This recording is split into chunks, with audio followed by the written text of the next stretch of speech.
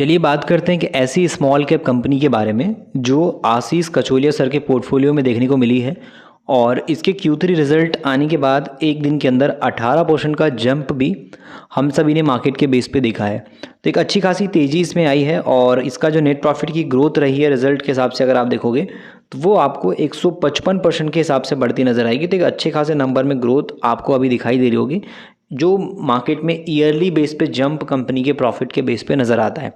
तो यहाँ पे 155% की ग्रोथ और केमिकल इंडस्ट्री की कंपनी की बात हम यहाँ पे कर रहे हैं जो कि मैन्युफैक्चरिंग का काम करती है केमिकल के बेसिस पे।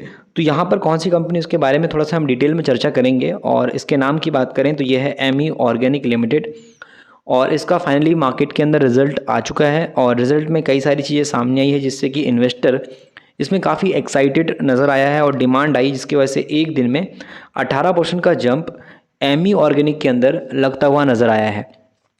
तो इसके रिज़ल्ट कैसे आए हैं, सेल्स कैसा है, प्रॉफिट कैसा है, Q3 ने किस तरीके से मार्केट में अपने रिज़ल्ट को बीट किया है पिछले साल के Q3 से, उसको थोड़ा समझने वाले हैं। प्लस जो ग्रोथ के पॉइंट इन्वेस्टर के लिए जानना ज़रूरी है उनको हम अच्छे से समझेंगे और अभी तक की क्या शेयर परफॉर्मेंस इसकी है उसको थोड़ा सा ध्यान के देख लेते हैं कि मार्केट के हिसाब से अभी क्या पोजीशन इसकी नज़र आ रही है। यहाँ पर आप स्क्रीन पर देख पा रहे होंगे इसकी लिस्टिंग की बात करेंगे तो 17 सितंबर 2021 मार्केट में ये लिस्ट हुआ और उसके बाद से इसने मार्केट में बात की जाए तो कुछ खास मूवमेंट नहीं लाया था। अगर हम यहाँ पे ईयरली बेस पे देखेंगे तो नज़र आएगा आपको कि इसमें कुछ खास तेज़ी जो हमको मिलना चाहिए था वो नहीं मिल पाई है। 2023 के हिसाब से काफ़ी टाइम से अटका हुआ था इस लेवल पे।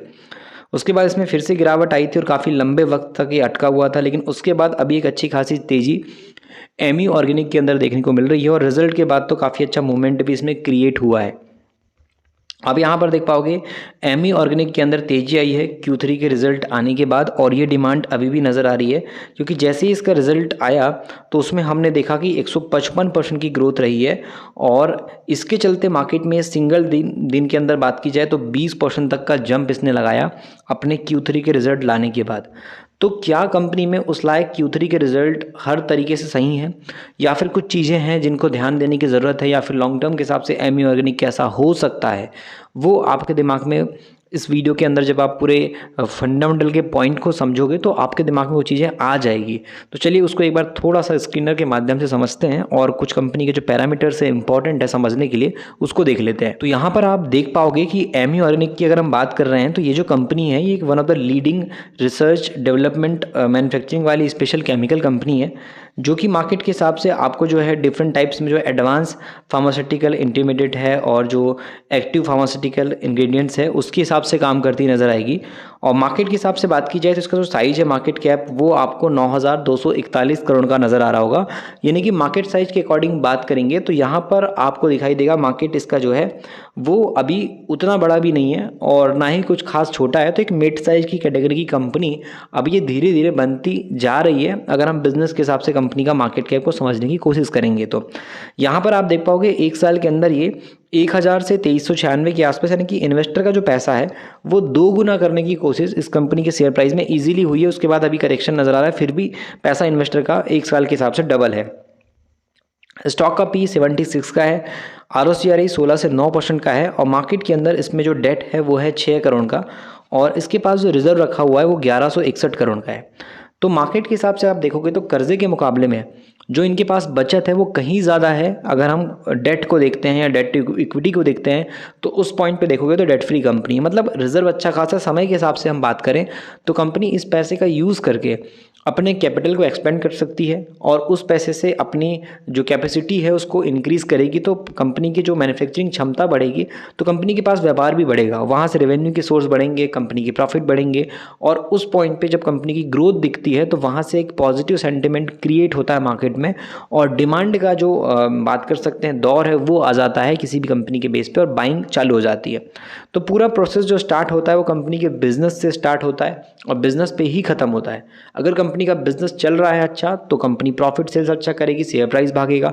अगर कंपनी का बिजनेस में दिक्कतें आ रही है, कंपनी का बिजनेस ढप पड़ चुका है, ग्रोथ नहीं हो रही है तो शेयर प्राइस भी नीचे आपको एक टाइम के बाद जाता नज़र आएगा ही आएगा।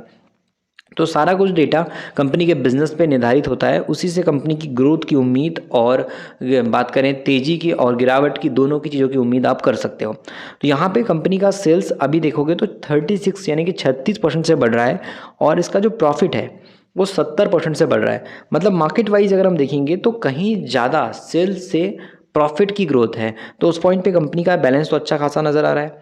3 महीने वाला इन्वेस्टर इसमें 14% के प्रॉफिट में बैठा है, तो 6 महीने वाला 69 से 70% के प्रॉफिट में आपको दिखाई देगा।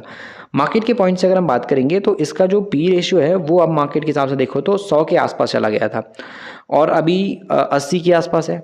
लेकिन इसका जो मीडियन पी है वो 50 के आसपास का है। तो मीडियन पी से कहीं ज़्यादा ऊपर इसका शेयर प्राइस है। मतलब मार्केट के हिसाब से अभी भी ये अपने हाई वैल्यूएशन पे इस कंपनी का स्टॉक आपको दिखाई दे रहा होगा।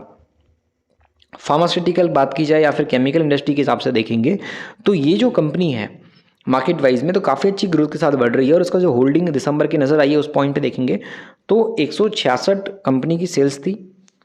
अभी कंपनी की करेंटली सेल्स 275 हो चुकी है। इसका ऑपरेटिंग प्रॉफिट मार्जिन था 16% का, ऑपरेटिंग प्रॉफिट मार्जिन कंपनी का अभी 25% हो गया है। तो इतनी अच्छी इंप्रूवमेंट आना, वो भी लगातार आना, इससे मार्केट में जो 20% की तेज़ी हमने देखी Q3 का रिजल्ट आने के बाद, तो वो जो तेज़ी है वो रियल और जो जैसा नाम है इसका एमी ऑर्गेनिक्स, तो वो ऑर्गेनिक नेचुरल तेज़ी आप बोल सकते हो, किसी तरीके का स्कैम नहीं आप उसको बोल सकते, क्योंकि जो फंडामेंटल है, जो कंपनी के नंबर्स आए हैं उसके अकॉर्डिंग हमने तेज़ी देखी है। तो जो ऑर्गेनिक तेज़ी है वो नज़र आ रही है मार्केट में। जो 20% हमने सिंगल दिन के अंदर देखा तो वो कंपनी के Q3 के रिजल्ट अच्छे और सही आने की वजह से हमने तेज़ी देखी, क्योंकि 1 साल पहले इसका प्रॉफिट आप देखो 18 करोड़ का था। आज इस कंपनी का जो प्रॉफिट है वो आपको 45 करोड़ का नज़र आ रहा होगा। मतलब अपना 2 गुना से भी ज़्यादा इसने अपने प्रॉफिट को बढ़ाया है और एक अच्छी खासी ग्रोथ जैसा इन्वेस्टर चाहता है कि कंपनी में होना चाहिए, वो ग्रोथ अभी एमी ऑर्गेनिक के केस में नज़र आ रहे हैं। अगर आप इस चीज़ को सेल्स के बेस पे भी देखोगे तो वो भी ग्रोथ में है, 500 करोड़, 600 करोड़, 700 करोड़, 900 करोड़, तो कंपनी की सेल्स भी बढ़ रही है टाइम के अकॉर्डिंग।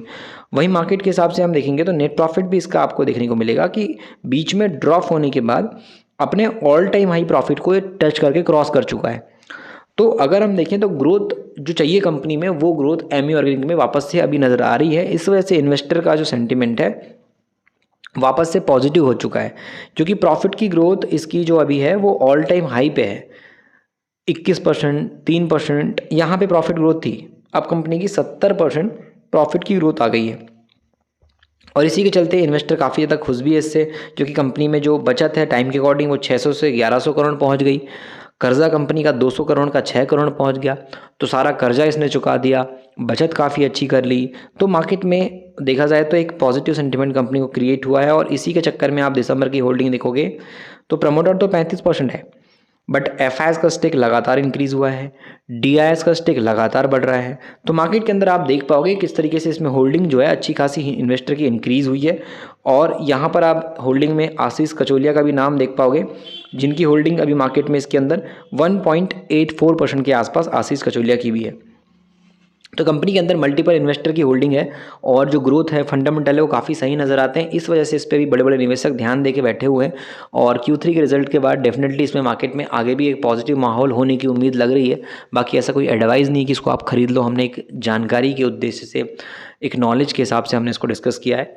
तो चाहो तो आप एमी ऑर्गेनिक को ध्यान दे सकते हो। मार्केट सीखना ही है तो मैं ऑलरेडी आपको बोलता हूँ ई बुक पढ़िए, जिसमें आपको वो सब लर्निंग मिलेगी जो एक नए आदमी को सीखने के लिए ज़रूरी है।